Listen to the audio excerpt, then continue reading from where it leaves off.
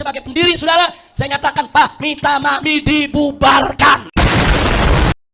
Assalamualaikum warahmatullahi wabarakatuh. Teman-teman yang dirahmati oleh Allah Subhanahu wa taala, PWI LS dan FPI. Kisruh antara PWI LS dengan FPI di Pemalang cukup menggemparkan publik. Dan sekarang teman-teman, ternyata kisruh itu sekarang sudah berubah antara Haji Rhoma Irama dengan Habib Rizik Syihab. Dan sekarang bukan masalah PWI LS dengan FPI lagi, akan tetapi sekarang berpindah kepada Fahmi Tamami, yang Habib Rizik Syihab menyatakan bahwa beliau mengaku sebagai salah seorang pendiri dan beliau juga menyatakan dibubarkan. Kemudian Bang Haji Rhoma Irama juga selaku ketua Fahmi Tamami menyatakan hal yang berbeda dengan apa yang dikatakan oleh Habib Rizik Syihab. Untuk lebih jelasnya, mari kita simak tayangan. Ada sebuah tayangan video yang menampilkan di mana Habib Rizik Syihab membubarkan, kemudian dibalas oleh Haji Rhoma Irama dan dijelaskan bahwa Habib Rizik Syihab tidak pernah aktif di dalam kegiatan Fahmi Tamami. Mari kita simak sama-sama videonya, teman-teman. Ini saya sebagai pendiri, saudara, saya nyatakan Fahmi Tamami dibubarkan. Nggak ada yang namanya saudara Rizik Syihab ikut-ikut kali gitu, memberi ceramah kali tentang Fahmi Tamami. Nggak ada. Rapat-rapat MPP Fahmi Tamami, apakah beliau pernah hadir? Nggak pernah. Cuman waktu itu di Majelis tanda tangan itu doang udah selesai. Adapun saya menjadi ketua umum Fahmi Tamami saat itu, karena saya didaulat oleh Kiai Haji Hashim Muzadi dan teman-teman, bahwa karena Rhoma yang bergerak pertama, Rhoma yang menginisiasi pertama, maka Rhoma Irama ketua umum pada tahun 22. Di sana saya tampilkan lagi tuh pendiri yang lama. Tiba-tiba yang nama saudara Rizik Syihab-nya nggak disetujui sama Kumham, karena beliau habis pernah ditangkap, ada kaitan hukum lah masa gitu. Coba diganti aja. Nah, kita ganti. Nah, ketika saya mau ganti itu, harus sudah diganti kan, Rizik Syihab tidak lagi sebagai pendiri. Maka kenapa saya nggak konsultasi sama beliau? Karena beliau nggak pernah aktif Fahmi Tamami. Nggak ada aktivitasnya, nggak ada. Ini saya sebagai pendiri, saudara, saya nyatakan. Itu tadi teman-teman, pernyataan antara Habib Rizik Syihab dengan Bang Haji Rhoma Irama, kedua pernyataan yang berbeda.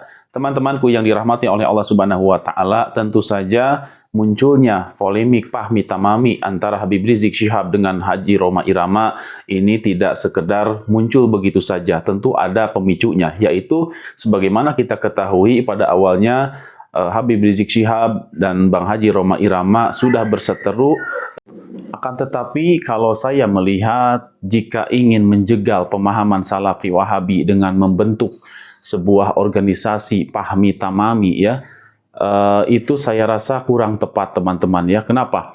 Karena teman-temanku yang dirahmati oleh Allah Subhanahu wa taala, jika kita memang ingin menjegal dakwah Salafi Wahabi, caranya sangat mudah Kita tidak perlu membentuk sebuah organisasi Apalagi sebagaimana kita ketahui dengan dibentuknya organisasi ini justru sekarang menjadi muncul masalah baru, yaitu berseterunya antara Habib Rizik Syihab dengan Bang Haji Rhoma Irama. Coba kalau dulu tidak usah dibangun, tidak usah dibuat sebuah organisasi. Kalau ingin mencegah dakwah Salafi, silahkan teman-teman simak video ini Yang pertama, teman-teman harus mempunyai moto fastabaqul khairat.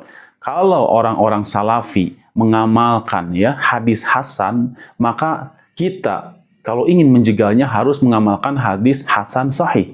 Kemudian, kalau orang-orang Salafi ingin mengamalkan kalau orang-orang Salafi mengamalkan hadis hasan sahih, kita mengamalkan hadis sahih seperti itu, teman-temanku yang dirahmati oleh Allah Subhanahu wa taala.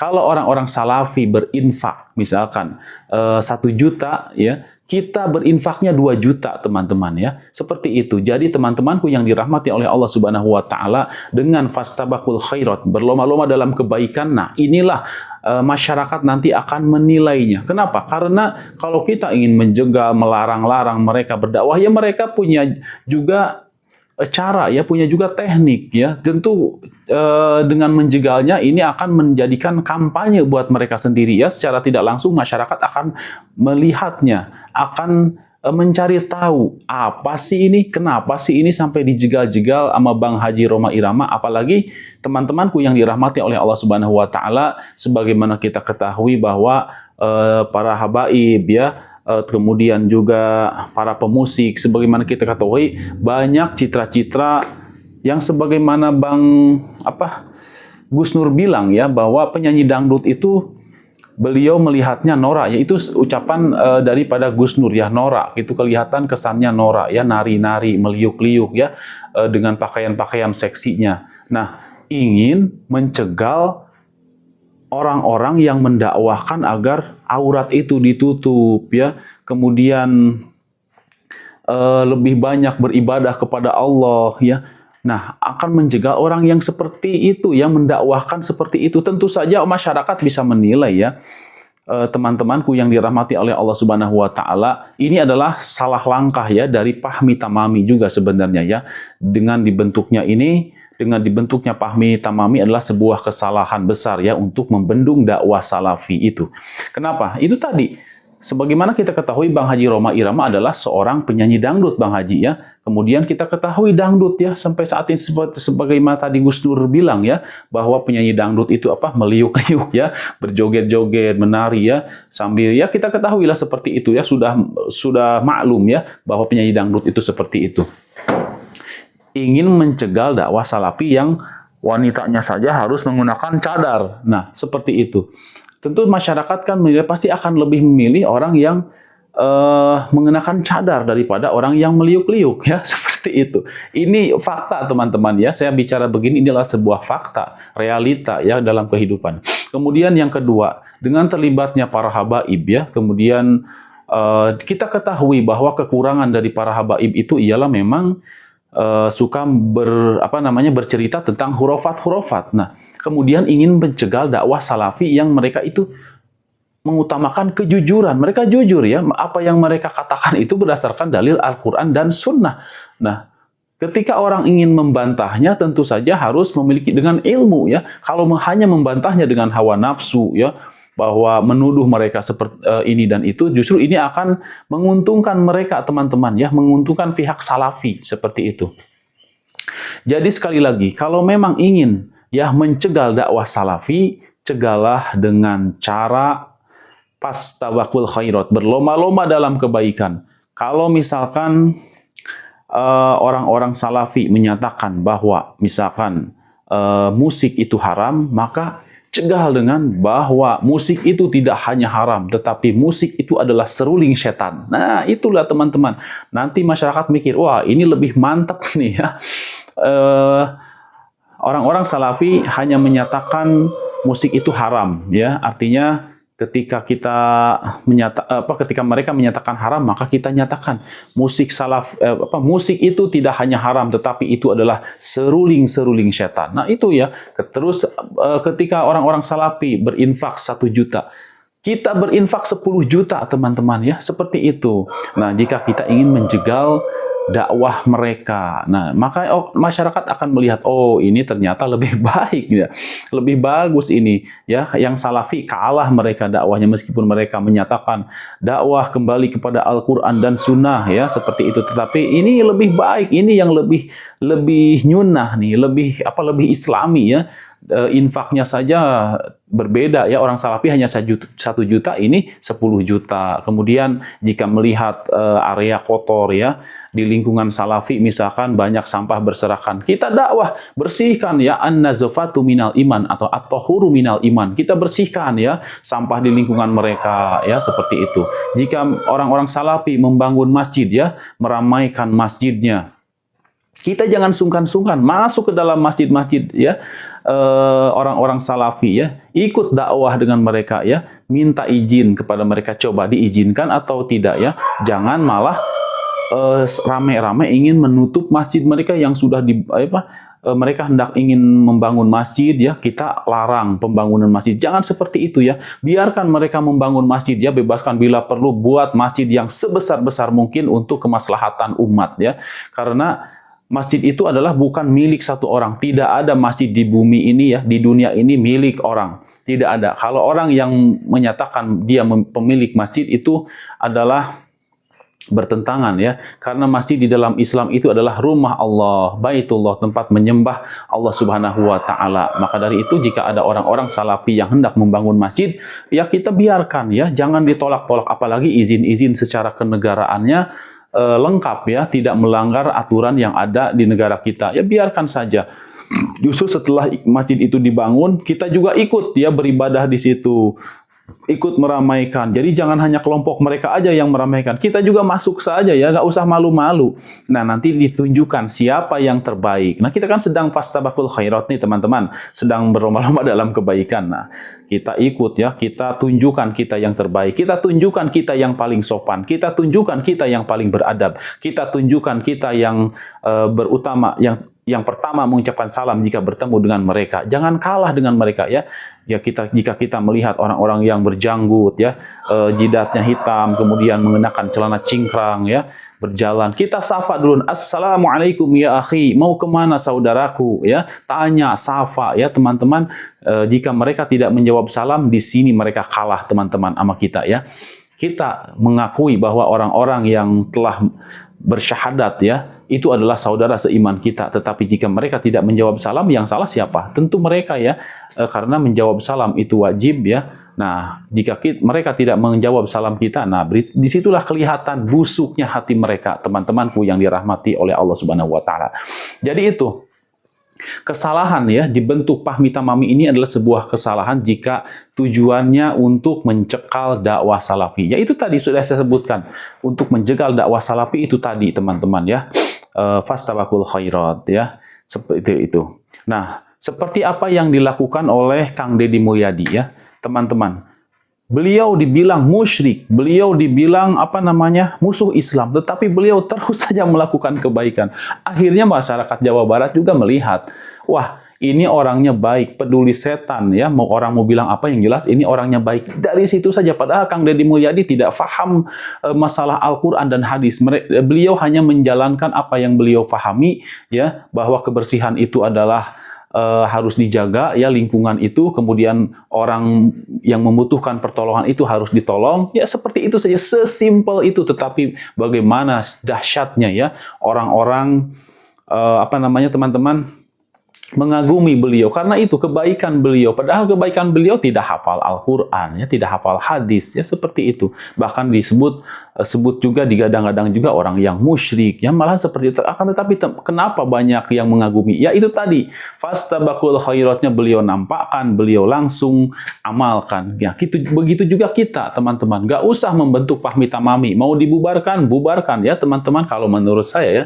Tetapi teman-temanku yang dirahmati oleh Allah Subhanahu wa taala, itu adalah hak teman-teman ya, jika memang ingin tetap dengan Fahmi Tamaminya ya, untuk menjegal pemahaman salafi ya, itu hak kalian teman-teman. Akan tetapi harus diingat, kita di sini ada Majelis Ulama Indonesia ya, jika ingin menjegal yang secara instan dan secara tepat, gunakan lembaga itu ya, minta kepada Majelis Ulama Indonesia untuk mengeluarkan fatwa aliran sesat salafi ya, seperti itu. Nah, mudah-mudahan ya dengan usaha itu akan segera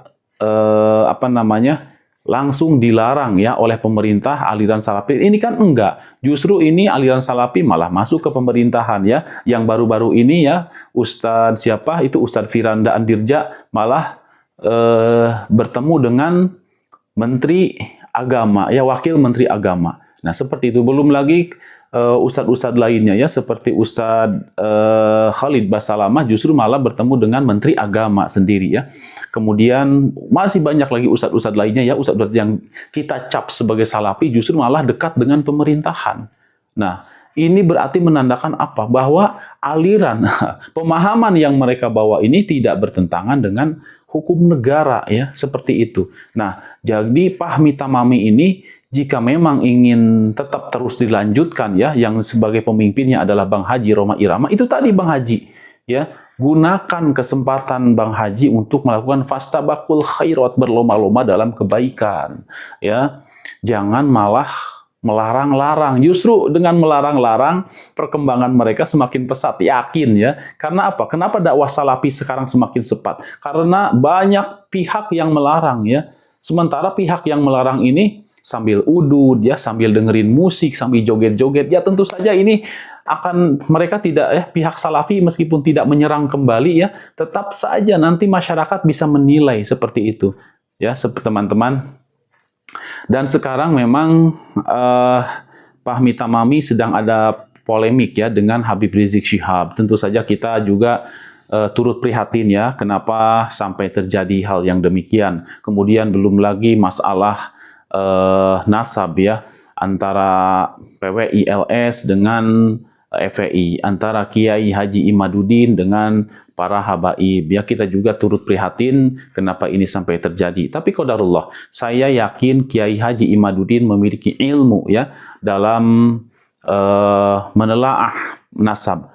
Dan juga saya yakin para habaib ini juga memiliki keyakinan ya, memiliki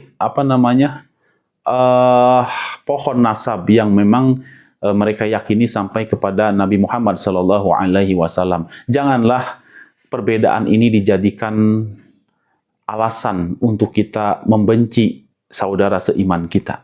Hendaklah perbedaan ini ya, entah itu yang FPI, PWI LS, Kiai Haji Imaduddin, Bang Haji Roma Irama, Habib Rizik, Habib Bahar bin Smith, itu adalah orang-orang yang telah bersyahadat bahwa tidak ada Tuhan selain Allah dan Nabi Muhammad SAW adalah utusan Allah. Dengan mengetahui mereka telah ridho, telah ikhlas menyatakan, bersaksi bahwa tidak ada Tuhan selain Allah dan Nabi Muhammad adalah utusan Allah, bukankah mereka sudah menjadi seorang muslim sejati dengan ikrar dua kalimat syahadat tersebut? Bukankah darah mereka menjadi haram kita kucurkan karena mereka telah bersaksi, bersyahadat tidak ada Tuhan selain Allah dan Nabi Muhammad adalah utusan Allah? Kalau memang ada perbedaan teman-temanku yang dirahmati oleh Allah Subhanahu wa taala, seperti berbeda pemahaman ya, antara ini keturunan Rasulullah atau ini bukan keturunan Rasulullah, ada yang mukibin ya, ada yang mukimad ya, sekarang ada mukimad ya, ada yang mukimad, ada yang juga muhibbin. Nah, semuanya hidup rukun lah teman-teman ya, hidup rukun. Ngapain sih kalian saling serang menyerang yang akhirnya menghabiskan energi kalian sendiri untuk mengurusi hal-hal yang memang masih ada hal-hal yang lebih penting daripada mengurusi hal-hal seperti itu. Kemudian juga yang Salafi ya, alhamdulillah sekarang dakwahnya memang bisa lebih lentur lagi ya, mengurangi untuk menyatakan kelompok lain ya di luar Salafi ini, seperti misalkan musyrik atau bid'ah, yaitu sekarang sudah mulai kurang. Kenapa? Ya mungkin bisa dengan cara fastabaqul khairat terlebih dahulu. Jangan menunjukkan perbedaan terlebih dahulu. Itu sudah bagus ya teman-teman. Memang ya dulu pertama kali datang sangat gencar sekali ya didakwahkan itu bid'ah, musyrik, syirik ya, tahayul, khurafat ya, seperti itu. Akan tetapi sekarang alhamdulillah ya bisa lebih humanis ya, artinya tetap itu tetap didakwahkan tetapi tidak langsung menyerang umat yang memang belum paham. Karena kita lihat bahwa dari sekian banyak penduduk Indonesia ini tentu masih beragam pemahaman, tentu kita dakwahnya juga harus dengan hikmah ya, jangan dengan tergesa-gesa. Teman-temanku yang dirahmati oleh Allah Subhanahu wa taala, sebagai channel yang ingin mendamaikan umat Islam yang berseteru, mudah-mudahan Allah Subhanahu wa taala selalu menjaga channel ini, selalu mengembangkan sayapnya ya sampai ke pelosok negeri ini. Demikian teman-teman, wassalamualaikum warahmatullahi wabarakatuh. Semangat! Karena masalah nasab, dan sekarang dari masalah nasab berpindah kepada organisasi Fahmi Tamami. Kemudian, seperti yang kita pernah bahas, bahwa tujuan dibentuknya Fahmi Tamami ialah kedua-duanya, Bang Haji Roma Irama dan Habib Rizik Syihab, memiliki visi dan misi yang hampir sama, yaitu teman-teman, sebagaimana kita ketahui bahwa kehadiran Salafi Wahabi di Indonesia ini cukup menggemparkan ya, karena sebagaimana kita ketahui bahwa kelompok Salafi Wahabi ini ingin mengembalikan Islam kepada ajaran dasarnya, yaitu kembali kepada Al-Quran dan Sunnah. Sebagaimana kita ketahui bahwa Islam yang telah hadir di Indonesia yang cukup lama, yang dibawa oleh para wali songo ke Indonesia ini, bercampur baur dengan tradisi yang ada di Indonesia. Teman-temanku yang dirahmati oleh Allah Subhanahu wa taala, sebagaimana kita ketahui bahwa Bang Haji Roma Irama adalah seorang seniman, ya khususnya seniman musik atau penyanyi ya. Dan kehadiran Salafi Wahabi ini tentu selain ingin mengembalikan kepada Al-Quran dan Sunnah, ya pemahaman-pemahaman tradisi yang ada di Indonesia ini, juga Salafi mengharamkan musik. Tentu saja hal ini sangat mengusik, sangat mengganggu ya para pemusik, terutama yang memang mencari nafkahnya dari hasil musik. Maka dari itu, salah satu alasan Bang Haji Roma Irama membentuk Fahmi Tamami ini ialah untuk menjegal pemahaman-pemahaman daripada Salafi tersebut.